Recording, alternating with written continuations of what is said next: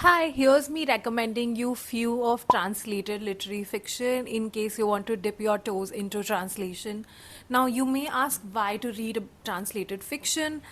See, personally feel like the translated fiction lets you know about a place, a country, a stereotype, a food habit, and everything around a country with so much ease. Nobody can write about their own place, their own country, their own stereotype, their own history better than the authors from there itself. So here are my three book recommendation. Now the first one is this year's International Booker Prize winner Heartland by Banu Mushtaq. This book has been translated from Kannada to English. The topics, the I think there are three heavy topics in the book that you will find here and there in the 12 short stories that has been compiled in this book.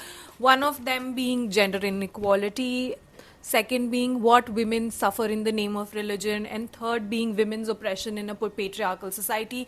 These are three of the major topics that you'll see here and there in the book.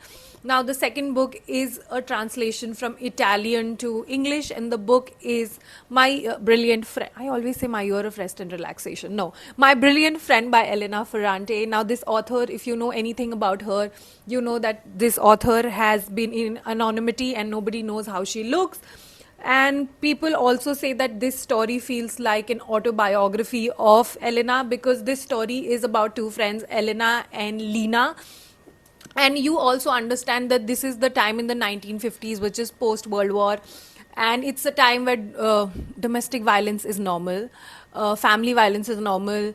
There is no point of sending the girls into education. There's poor livelihood, and everything is not greatest of the great in the Naples. And of course, while you're following these two girls, you are also reading on the circumference of coming of age. So yeah, that is one of the thing that really intrigued me, and I'm really currently enjoying the book and I'm really liking it. And the third book is Almond by Won Pyong Shong. That is a translation from Korean to English. That book speaks about this child who cannot feel emotions, and his mother trying to sort of data feed him all the emotion that he should be feeling and how he should react to just fit in the crowd. And then an incident happens, and of course this kid, as he is born with this thing where he can't feel emotion, he will not feel anything, but you will feel everything with him. So yeah, these are my three recommendation for now, which if in case you are inclined to read translated literary fiction. Thanks for watching. Bye.